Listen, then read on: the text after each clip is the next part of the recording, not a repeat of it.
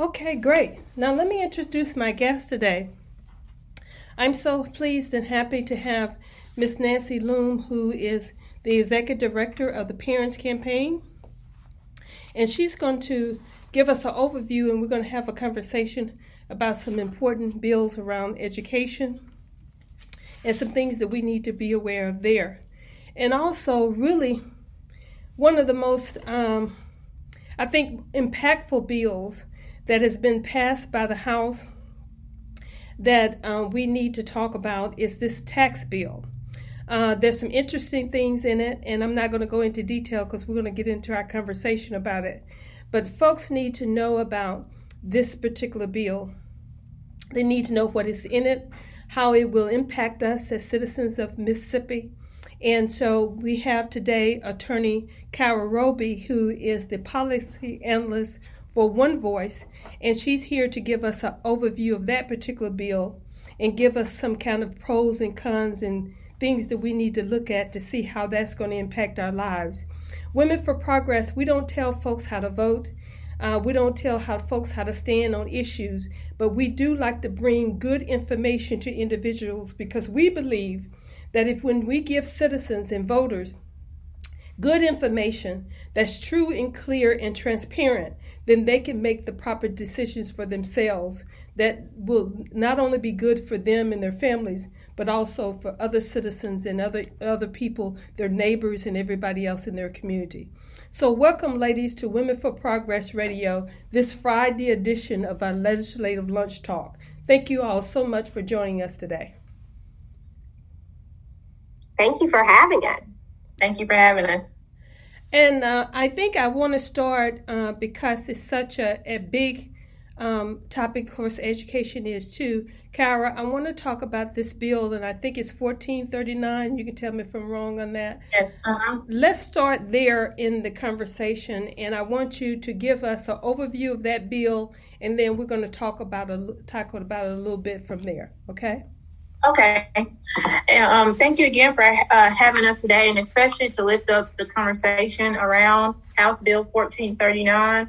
Before I kind of get into details about what's in the bill, I kind of want to talk about why it's important. So like you said, tax policy isn't always, what we call like the sexiest matter or something, that's very popular.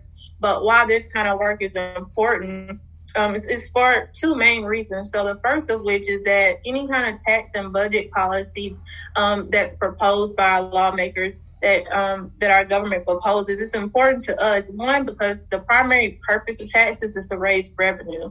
And high tax revenue means that the state has enough money, one, to fund existing programs and services that it has, such as education and criminal justice and healthcare. But higher revenue streams also allow the state to invest in things that we want to see, like the full funding of education or, rural health clinics or affordable housing. So we need tax revenue in order to fund pretty much the government's work and to help build thriving and strong communities and to help working families. So that's kind of why taxes are important and why tax bills are important for us to analyze, because it does really affect us.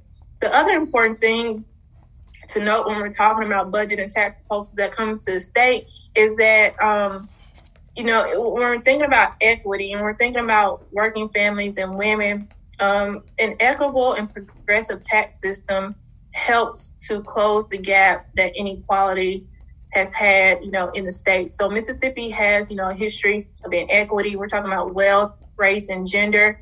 And the tax code isn't necessarily responsible for those inequities, but our tax system, along with the tax systems of many other states, worsens inequities. And so we want to make sure that we aren't, our lawmakers aren't proposing ideas that worsen inequities and that put our working families in jeopardy or in a worse position than when they started out. And we already know that under the current tax system or tax structure in Mississippi, that's actually the case.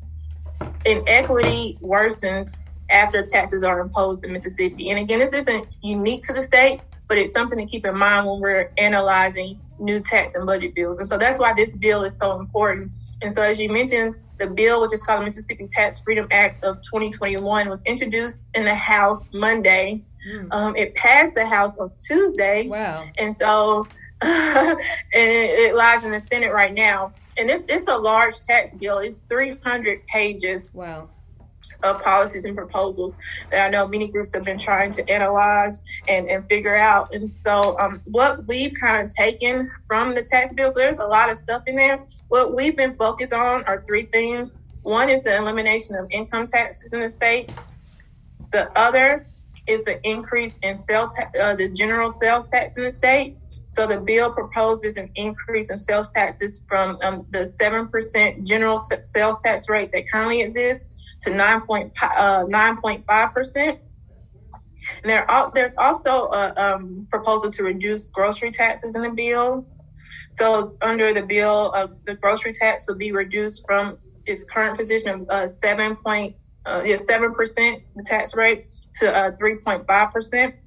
There's also other stuff like cigarette tax increase and a sales tax increase on a number of things. There's a teacher pay raise portion of the bill. So there's just a lot thrown in there. But the income tax elimination, the sales tax increase, and the grocery tax increase are the main tax and budget policies that we've been looking into. And I want to jump right into these three big rocks, because I think that has, as you stated, the biggest impact when we're talking about eliminating the income tax. And then I want to talk about the impact from the increasing the sale tax from 9.5% up to 9.5%. I've talked to several business owners about this particular thing, and they're concerned about that. But if this bill is passed, the impact to businesses and our ability to compete. So that's one of the most things we have to think about. But talk about, Kyra, the impact what eliminating the income tax would do for the state of Mississippi. Okay, and keeping under the kind of umbrella that I just mentioned about revenue and equity. So income taxes are an important part of our tax system. It generates, the money from income taxes generates nearly $1.9 billion in revenue for the state. So that's, I think, about, when you look in terms of like the education budget and the health budget, it's just a really significant portion of the revenue that the state would lose to fund, again, those critical services and programs that we talked about. And it's actually 32% of total tax revenue. And so the elimination of that amount of revenue in general, especially in the midst of a health and economic crisis, it's a bad idea. And that brings the community part into question. And so when you're already fighting for the full funding of education, Medicaid expansion, criminal justice reform, all of these different things, and you talk about eliminating that much money from the state government, you know, the first question is like, how does the state pay for these things? And what would be the quality of those services in communities throughout the state? And so that's the first concern in general around the income tax elimination. The other big piece, again, is that equity piece. So when we're talking again about progressive tax structures or what we want to see in an equitable tax system in Mississippi, you pretty much want everybody to pay their fair share. And the situation with income taxes is that it's the only tax in the state that we have where wealthier individuals pay a larger portion of their income in this particular tax than sales taxes or property taxes, for example. And because wealthier individuals pay a larger portion of their income in this particular tax, when you eliminate the tax, you're basically giving a tax cut to the state's wealthiest individuals. And I want to definitely highlight that portion, because a lot of times when we think about taxes, specifically, we just think about ourselves and our own pocketbooks, because we say, well, hey, this is a great idea. Eliminate the income tax. I can keep my money. But you have to think about how it impacts you overall. And we're not talking about just those individuals who might have services or food stamps or other social services and things like that that's helped. We're talking about the overall economy of the state of Mississippi. So as you stated, this eliminate, we have to think about the elimination of this income tax is for everybody, not just for a certain number of people. You're talking about those, like you said, the wealthier individuals who might pay a larger percentage to help with the maintaining of all of these services that are required for the state of Mississippi. So let's think as citizens and as voters, what is good for all of us? Because what impacts me impacts you. It doesn't matter what your economic situation is. We need to think about the whole and how that impacts us and families. And before we move into a little bit about even the sale tax, Nancy, I want to bring you into the conversation because Parents Campaign, and I want to, those who might not be familiar with Parents Campaign, tell you a little bit about who they are and what they do.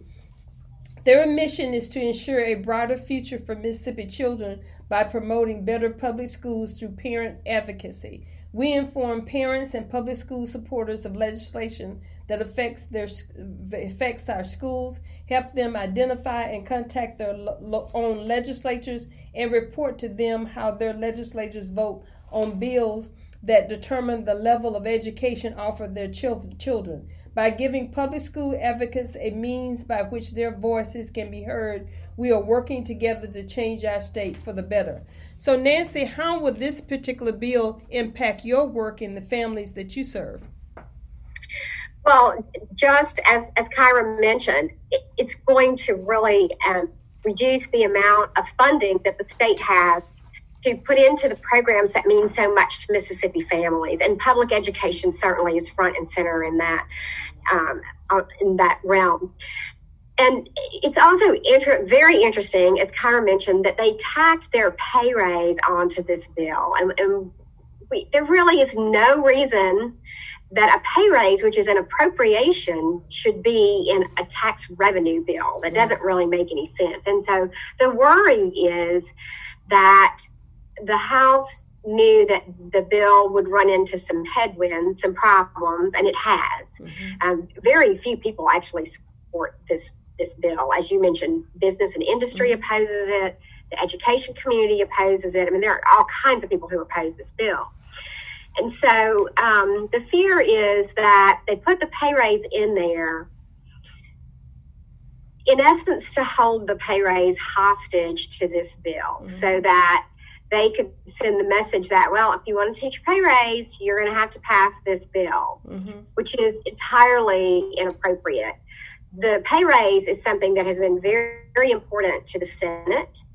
The Senate passed a pay raise bill last year unanimously, mm-hmm. and it didn't make it all the way through the process because COVID struck. The Senate has already passed its pay raise bill again this year unanimously. Every member of the Senate signed on as a co-author of that bill. They care a lot about that bill. And so it stands to reason that might be a reason that the House put it in this tax bill, was to send a message that if you want that pay raise, then you're going to have to play our game on this tax bill. And we're very, very concerned about that. And I'm particularly concerned, too, as a citizen, as a business owner, as an employer in this state, as a parent, as a grandparent in this state, that we're still playing these types of political games with everything that's going on. We're in the midst of a pandemic. We just have this weather crisis that we're going through here in the city of Jackson. And it is time for us to get real transparent about what we are doing legislative and from a policy standpoint. And I tell folks all the time, when we're having these conversations around legislative issues, to me, it's not a Democratic issue. It's not a Republican issue. It's a Mississippi issue. What is good for Mississippi? And that's all of Mississippi. It doesn't matter where you're sitting in North Mississippi, South Mississippi, West or East, or in Central Mississippi. We have to think about legislation and policies and practices and procedures that's good for Mississippi. We have to be honest with voters, we have to be transparent with voters, and we have to be clear with voters. And this particular, and the reason I brought this conversation today, because we don't usually even have a conversation on Fridays, is because I felt it was so important, because this particular bill would not only impact us today, it would impact Mississippi long term, the success of Mississippi on a long term basis. So we as voters need to stay woke. We need to make sure that we reach out to our legislators, and I'm going to give you some contact information later on in the conversation that we want you to reach out. We want you to email your senators. We want you to email everyone that you can and give them your concerns around this particular bill. And we're going to give you some links to where you can get an overview of this particular bill. As Attorney Roby said, it's 300 pages. The average voter is not going to take time to sit and read 300 pages. But we're going to give you a link for so you can get some overview and highlights of the bill. And be able to talk, directly with your legislators and send emails to them or text them, etc. Then I want to move, before we move to education, I want to talk also about this increase in sales tax. What is the rationale, Attorney Roby, did you see around even our legislators bringing this to the table of increasing our sales tax in the state of Mississippi when we're in the midst of a pandemic, we're in the midst of the many challenges that we're already going through? What's the rationale behind that? Well, in general, we see that tax cuts don't pay for themselves, right? So if you have a proposal to eliminate almost $2 billion in state revenue, you have to find a way to bring revenue back, because you have to fund the government. The government has to pay for itself. And so we see that in the 7 states that have already eliminated income taxes, that they are states that tend to have higher sales and property taxes. And so they're raising taxes in other areas to fund the budget shortfall that comes from the elimination of individual income taxes. And unfortunately, when we're talking about who is harmed and who benefits from such proposals, we see again that lower and middle income individuals or earners in the state pay more in sales and property taxes than individual income taxes. And so you're taking individual income taxes away from everybody, but you're increasing taxes on lower and middle income people, essentially, who pay more in that particular tax. Well, higher income earners will also, feel that increase. But overall, the burden of funding the government and paying for all of the services that we want, that we need, will end up falling on the lower and middle income individuals. And so the sales tax increase tends to be a way to help alleviate some of the revenue from the budget shortfall that comes from elimination. And so we've seen this in other states. Mississippi already has the second highest general sales tax. So we're already at the top of that list. And raising it to 9.5%, I think we would be tied with California in terms of like the highest sales tax in the state. But again, who is harmed by that? You talk about businesses. We're talking about working families, people in that lower and middle income range who tend to be, women, working families, retirees, older individuals. These are all people who stand to harm for that tax cut for the wealthy that will end up falling on the lower and middle income earners, who will be funding the government from people who have the least amount of money. And so the rationale behind it is just really to make up for that budget shortfall.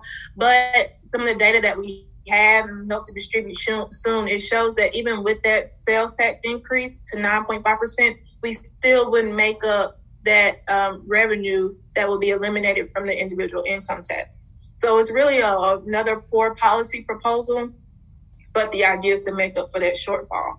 And we want voters to know that even though the idea of eliminating income tax sounds great, if you go to the store, every time you go to the market, every time you go to buy little Johnny a pair of shoes, every time you go out to buy little Johnny a coat that he needs for the winter, you're going to pay that extra cost. So you're putting that money back into it. You're still coming out of the pocket with it. And so what we and the data that we shows that I'm sorry. No, go ahead. I was going to say even the data that we have shows that even when you eliminate by eliminating individual income taxes, again, lower and middle income individuals don't save that much money. Then when you add the sales tax increase, overall, those two things combined actually increase taxes for those income groups. So still they will be paying, or we will be paying more taxes. It's just distributed in a different tax group. And also I want to connect the dots too to when you talk about the quality of life and the developing a workforce for the state of Mississippi. All of that is connected, because when our dollars from the lower income and middle income, when we're putting out more dollars, we don't have access to the services that we need to improve our quality of life, for education, for all those things. When we talk about the quality of life for Mississippi as a whole, we want folks to continue to come to this state. We want to continue to grow our communities. We want our community to be thriving. We want it to be a state of excellence. And in order for do that, we got to have the right revenue, and we got to have that revenue in the right places. So I want voters to really to keep your ear, and also I want you to make sure that you read this information that we're going to be sharing. I want you to hear what we're talking about so you can make a good decision and have a call to action. We need you to reach out to your senators. We need you to reach out to your House of Representatives who already have passed this bill, and even tell them how you feel about it. And so we need to continue to have dialogue. You need to share this information that you're hearing with us from us today. Share it with your neighbors, share it with your friends, share it with the people that you work with, share it with your the young people that are in your community. Everybody need you. We just don't want you to hear this. We want you to share this information because it's so very important. Now I want to shift our conversation a little bit and talk about shift it to our guest, Ms. Nancy Loom, and bring you into the conversation. And there is a bill that's coming up, a funding bill on education. Nancy, could you talk to us about that? Well, the general education funding bill is House Bill 1387. It has passed the House, but it is really very much in draft form still. It includes what they call a reverse repealer, which is usually put into a bill that needs a lot more work. And so currently it is at what they call the legislative budget recommendation, which is just kind of a starting place. And they will wait to see what the revenue looks like in about another month or so before they make a final decision about what that budget bill will look like and how much money it will have in it. And let me make a point about that, which goes right back to the House Bill 1439 that we were just talking about. Every year, our legislature waits until they have as much information as they can possibly get on revenue before making the final decisions about 1 year's worth of appropriations bills. They don't set the revenue estimate for the last time until they have gotten the state economists to make forecasts for them and report to them about that, until they've gotten the very latest revenue estimates and done all kinds of due diligence to make sure that they know how much money they will have to spend. When the House pushed out this tax cut bill, they had not called the state economist and asked for any forecast. They had not done any kind of due diligence. They said they talked to a couple of CPAs, who knows which ones, and got some information from the Department of Revenue. But they had no idea what the impact, and still don't know, what the impact of this bill will be. And like I said, they go through all of this rigor to make sure for 1 year's appropriations that they have the right numbers. And yet, to change our entire tax code forever, they did nothing, basically. And so it was just completely irresponsible, and that bill should not move forward. It really is frightening that so many in the House of Representatives were duped by that effort and voted for that bill. So that's our school funding bill, though. It's still waiting. It's passed the House. It'll go to the Senate. The Senate will pass it. It has a reverse repealer in it, so it will go to the conference committee, and it will be one of the last bills that's decided in the legislative session. But Nancy, let me ask this question. We know that because of the pandemic, our structure of our public school system has changed. Our needs have changed. And I think we're still kind of up in the air on what our public school system needs to look like moving forward. One thing that we have truly learned, we knew before, but I think many more of us have learned, is the impact and the need of supporting teachers on a higher level. One, income. We parents now know, we parents and grandparents now know how essential our teachers are. Because now we've been in our homes till 11 and midnight trying to teach our children and homeschool our children, and it's been a catastrophe. I talk to parents and grandparents all the time, and yes, we've had some great success stories, and it's been a great opportunity getting to know a little bit more intimately on what our kids know, what they don't know, because we're spending more time with them. But we now know, I think as a whole, that we are parents cannot teach our kids. We cannot be the educators. We need good school teachers. We need to pay school teachers at a higher salary. They are our most crucial entities, that assets that belong to us. And now, even though we continue every year have this fight about wages, and all of these other things, we now know that our public school system must have the revenue to do what it needs to do to become this excellent institute for our young people. So what is our education program going to look like? How we're going to be able to educate our legislators, or even just our policy making process as a whole, on making this shift? I mean, we already have had a fight about monies and what's required.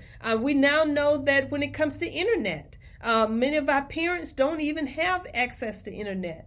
So where are we? What is the status of public school education in the state of Mississippi, and how are we going to prepare for the future of this new look of what public school education is going to look like? Well, you just bring up so many terrific points. And we are in the midst of a really serious teacher shortage in Mississippi. And what we're finding is that we've known this for a long time. Teachers can't pay their bills on what we pay them. And particularly where we have if we have a couple living in the same household and both of them are educators, they cannot afford to pay their bills. And so we have teachers working 2 and 3 jobs just to be able to pay the rent. It is discouraging people from going into teaching. And so we have got to do something serious. And $1,000, honestly, I mean, we're grateful for anything. It is a step, but it will not address that problem. Teachers still won't be able to pay their bills with $1,000 pay raise. And again, it goes right back to that House Bill 1439. You give them a 1-year pay raise of $1,000, but then you strip out so much revenue that you can never give them a raise again in the coming decade. It will be an absolute catastrophe. We have got to do something real, and it's going to take a hard look. Now, I will say that a bright spot is that the Senate Education Chairman has made a very firm commitment to doing a complete review of teacher compensation as soon as this legislative session is over, and making a plan to get our teachers to the Southeastern average, which would be a significant increase in pay. And so that is really important. It's important because right now our teachers can drive right across the state line and make a lot more money in a neighboring state than they can make in Mississippi.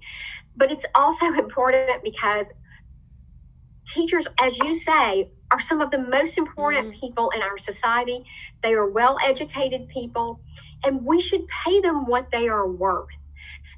It just makes sense to do that. So there is both the House and the Senate each have a pay raise that's working its way through the process, and they're very similar. Both of them would raise the starting teacher salary to $37,000, which is about an $1,100 pay raise. It gives all other certified teachers $1,000 pay raise. And then the only difference in the two bills, the House and Senate version, is that the Senate version gives assistant teachers a $1,000 pay raise, and the House version gives assistant teachers an $1,100 pay raise. And if we think that our teachers are paid horribly, and they are, what we pay our teacher assistants is dreadful. The minimum salary in statute for an assistant teacher is $14,000 a year. Oh, wow. It is dreadful. It is embarrassing. So that's another salary that needs to come up. And in the whole, and I want to go back to our purpose of our conversation today. We're not just talking, just regurgitating information. We're having this conversation because this is a call to action conversation today. And we say, what do we need to do? I mean, we elect these individuals, policymakers, but we have to hold them accountable. And as I stated, I'm going to reiterate again because I don't want to hear it. It's not a Democratic issue. It's not a Republican issue. This is a state of Mississippi issue. This is a family issue. This is a women issue. This is issues around our children. And when we're talking about these particular stakeholders, there is no Democratic and there is no Republican. I don't know if any parent don't want good success for their children. I don't know if any man or woman or husband and wife don't want great communities. I don't know of any families who don't want good quality of life, not only for themselves, but for their senior citizens and for every other person around them. So we need to get beyond politics and think about what's good for the state of Mississippi. So I want everyone who are listening, we'll continue to share this. We're now live today here on Facebook.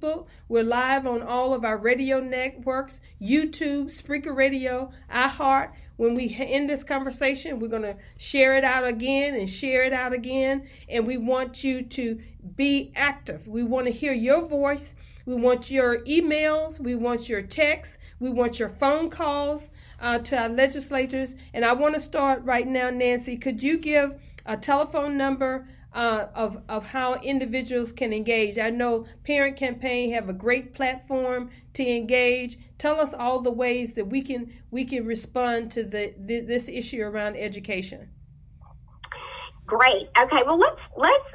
I love what you're saying there. So let's take kind of a holistic look at that, and first of all, maybe talk about what to say when you call your legislators about multiple issues. So here's the deal.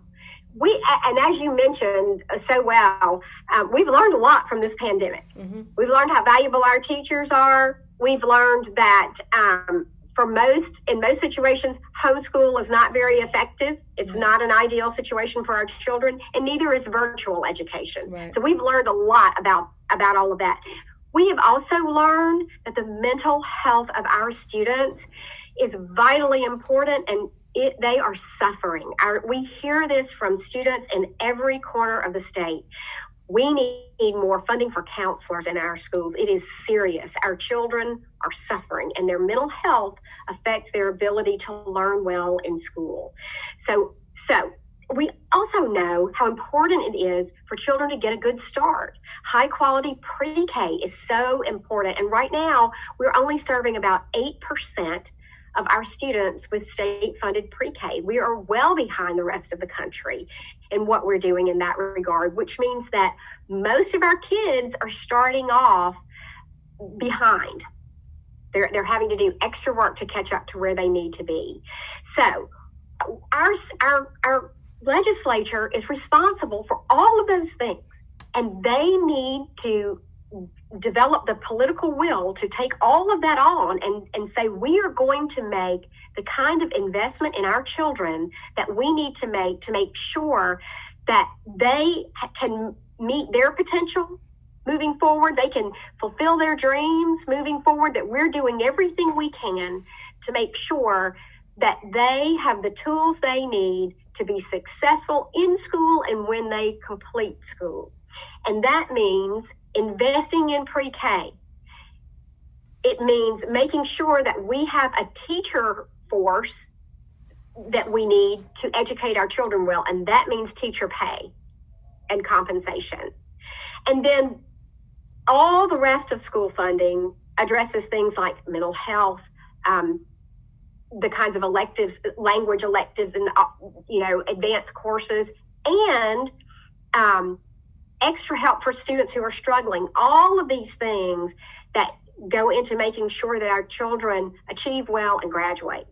So we need to just say to legislators, we want access to high quality pre-K for all of our kids. We want teacher salaries that attract the very best and brightest into teaching and keep them there. And they don't need to be working 3 jobs to pay their bills. And we need the resources that schools need to be able to provide all the services that students need to succeed. So that's what we want. And we want our legislators to figure that out, not to put that back on parents to figure it out. That's their job. They asked for the job. It's their job to figure that out. Now, how do we pressure them to do that? First of all, hold them accountable. When they know their constituents are watching and care about that issue, they are much more likely to pay attention to that issue themselves. And those relationships need to be positive. They don't need to be antagonistic. Mm-hmm. Reach out to your legislators and let them know you care about those issues, and let them know that you will be watching their actions on those issues and sharing that information with your friends. Legislators care about their reputation in their communities. And so that's key. If you don't know who your legislators are, you can go to our website, the Parents Campaign. Just Google Mississippi Parents Campaign and you'll find our website. And we have a page for each school district. And on each school district's page, we list every legislator who represents a portion of that school district and how to contact them. Wow. And we also list their education voting records, so you can see how they vote on education issues. So go to our website and find that. And I can give you the telephone number for the switchboard at the Capitol as well. If you would like to just call legislators at the Capitol, you can call 601 359 3770, and you can leave a message. Ask the switchboard operator to send a message to your legislator, and he or she will be happy to do that. Here's the other thing that we can do. For those of you who are on social media, that's a great place to spread the word about these things. And we know that legislators also watch out the website, the Facebook page of the Parents Campaign. And we post about all of these bills on our website. So it's a great place for you to make your voice heard in the comments on our Facebook, because legislators will see that. So search on Facebook for the Parents Campaign and you will find our page, and find the post about the bills that you're interested in, and let your voice be heard in the comments. Share that on your own page. Tag your friends. Make sure that you are amplifying everybody's voice on those issues. We also have Twitter and Instagram. So whatever is your social media platform, let your voice be heard there as well. And thank you so much, Nancy. And I want to remind folks, too, when you connect with the Mississippi Parents Campaign page, there's a way that you can sign up to get notifications. Nancy and her team have been great. We, Women for Progress organization, we always getting posts. I get notifications in my email when there's a bill that comes up, where we need to respond to. They've been excellent about that. I think that's a great way for you to just stay updated also. So make sure that when you sign up and you are notified, make sure you share that link with everybody also and let them sign up and get engaged. So let's make sure information is everything, and so we want to continue to share. If you want to find out more information also, many of the posts from Mississippi Parents Campaign is on the Women for Progress Facebook page.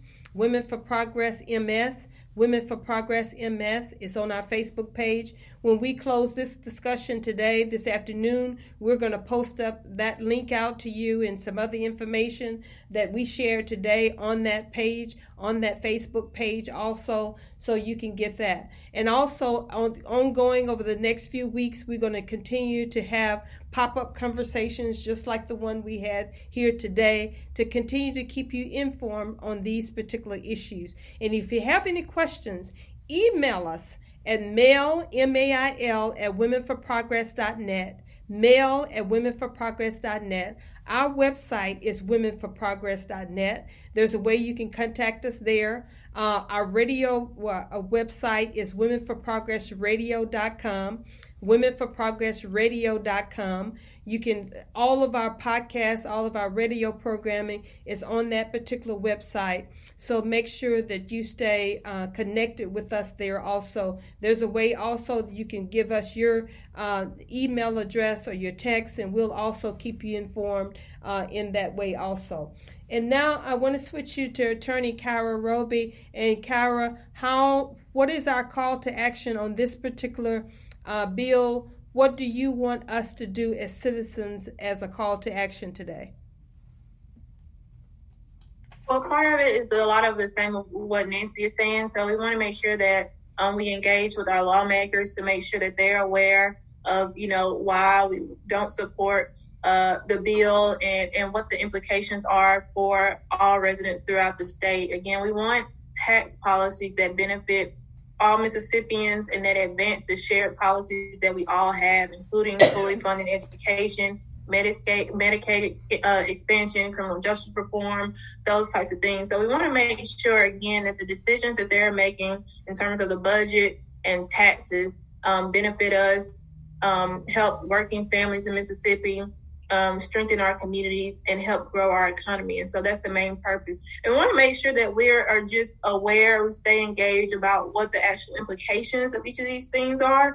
Because, like you mentioned earlier, upon first glance, the elimination of income taxes may sound like a good idea to some, but when you really break it down and we get a better understanding of the tax structure and who is harmed by these proposals and who benefits, then we'll see that many of these proposals harm working families, they harm communities of color, they harm women, older people, retirees. And so we have to make sure that we're aware of that. The tax policies aren't race neutral. They also aren't gender neutral. And so there's a lot that kind of goes into that. And one of the things that I didn't mention that we didn't talk about was the grocery tax reduction in the bill. So again, that's something else that on its face is good. And that's a proposal that would most likely be welcome in any other circumstance. But when you have that combined with the elimination of the income tax and the increase in sales taxes, we see again that the benefit to the state's wealthiest or to one particular group does more harm than good. And all these other communities are harmed, including the services and programs that we all care the most about. So a lot of it is education. A lot of it is staying engaged and making sure that our lawmakers are held accountable for the decisions that they make. And so we want you guys to do that. And you can stay engaged with One Voice by visiting our website for information, onevoicems.org. Become a member of our Civic Engagement Roundtable. If you aren't already, that's a place for us to provide additional information, just share community ideas. It's a really good group, and it's very valuable. You can also follow us on social media. So at One Voice MS on Twitter and Instagram, and on One Voice on Facebook. We're also continuing to share information.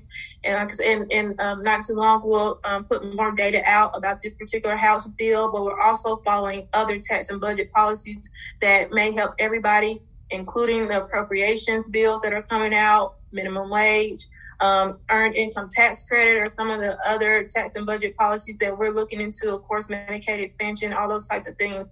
So there's a wealth of stuff kind of going on, and there's some really good tax and budget proposals that our lawmakers can focus on to help create an equitable future, both in the short term in providing the help that communities and families need right now due to the pandemic, but also in the long term to help grow our community and strengthen our communities and grow our economy. So there are really good proposals that we can do. So we want to make sure that we support the good things and we educate people about the bad things. And now, Kyra, also, I received an overview of this particular bill that I thought was just amazing, and then it tied into some research behind it, too. Is that also available at onevoicems.org? Well, we send the information out to our roundtable members and through some other channels. But my email address is kroby@uniteonevoice.org. And so we can make sure that information gets to you all as well, and to make sure that you have the additional information that we have that provides data around the combined impact of all of these proposals within this particular bill. And we'll share a link for that also on our Facebook page, and we'll also try to get it posted up on our website also for folks to go to. But in the meantime, if you hit us up, we're also available on Facebook, Twitter, Instagram, etc. But if you email us, and you're hearing us today, and you say, look, I want to get that email right now because I want to send it to my church, my mission. I belong to a women's mission group at my church, and I want to email it out to them. Or you belong to a men's organization, or you have a book club that you're a part of. Whatever the situation is, I want you to email us at mail, M-A-I-L, at womenforprogress.net, and we will get that information to you, and we'll send you the link for this information on education campaign. But I want you to go to Mississippi Parents Campaign website also. You can immediately get connected there, and a lot of the information we talked about, that Miss Nancy talked about today, is on that website. And I'm just going to urge you and invite you to get connected with that organization also, so you can continue to get updates on what's going on. And I want to read one of our business owners here in the city of Jackson, Mr. Jeff Good, posted recently, if the House's proposed state sale tax increase is enacted, the sale tax you would pay for a restaurant meal in Jackson would be 11.5%. Think about that, he says, and tell your legislature to think about that.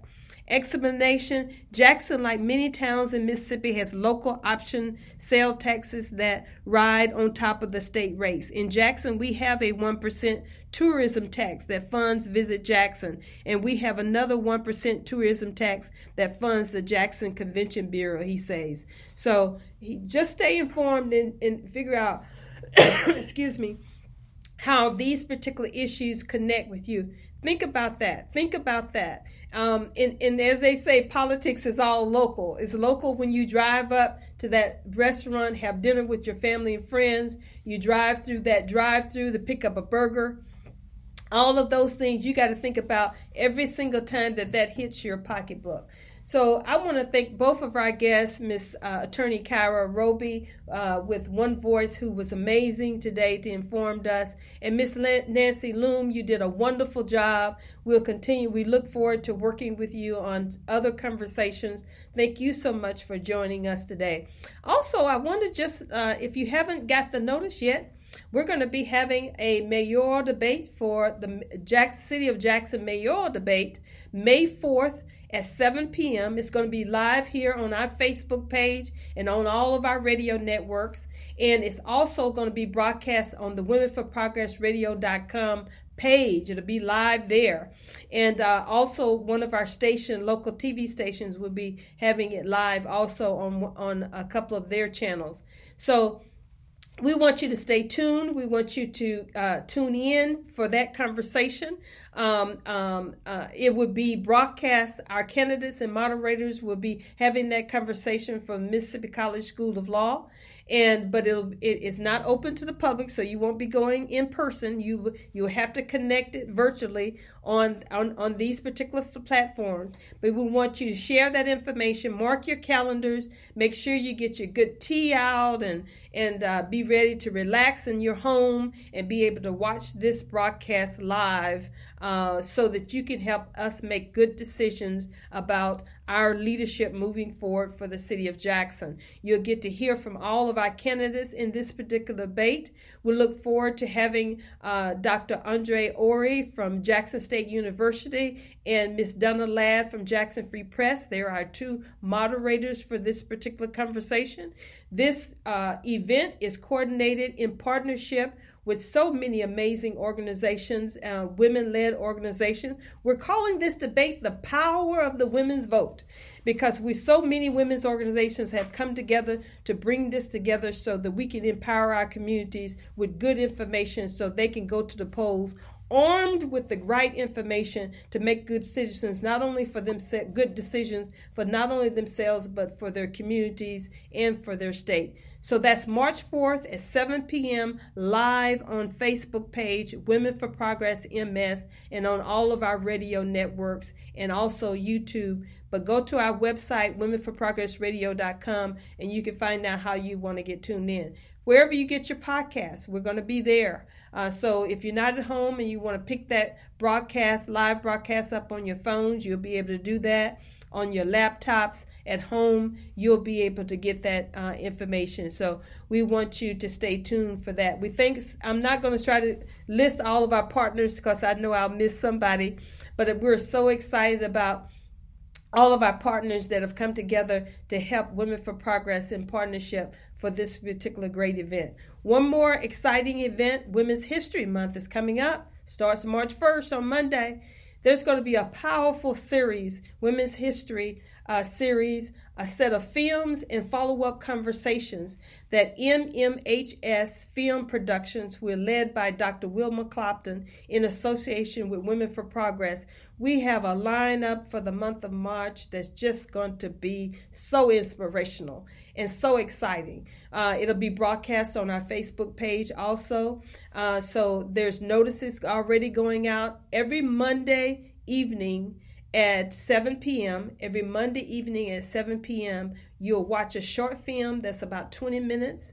And then there'll be a follow-up panel conversation. So join us. We're going to be talking to incredible women all over the state of Mississippi in this particular conversation. Dr. Wilma Clopton, who is the owner and creator of NMHS Film Productions, have put together a great lineup, and we are so excited. And Greater Jackson Arts Council, we thank you so much for partnering with us, along with our other partners for this particular event. But it's going to be exciting. We look forward to celebrating the lives of these women and having a dialogue about is the series called A Legacy of Courage. Not only we're spotlighting these women who, through their courage and their perseverance, that have strengthened and empowered the state of Mississippi, but also how they have passed the torch on to make sure that we continue to encourage women to live out their dreams and empower their communities. So just so much going on. We love this city. We love this state. And we thank you. We love you. We thank you so much for your support, Women for Progress, and all the work that we do. Reach out to us if you want to partner with us at mail@womenforprogress.net. Or give us a shout out on our cell number at 601-259-6770.